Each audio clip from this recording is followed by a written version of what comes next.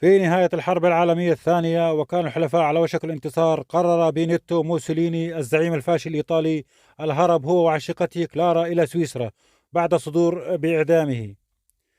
وهرب في مؤخر السيارة الشحن باتجاه الحدود، إلا أن السائق أوقف السيارة وسلمهم للجان الحزبية.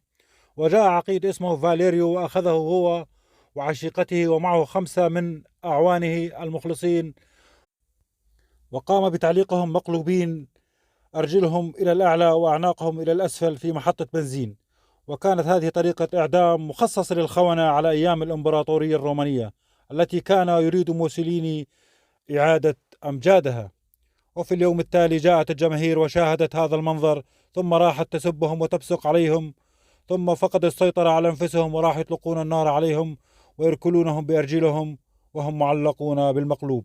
كان عمره يوم مات 62 سنة.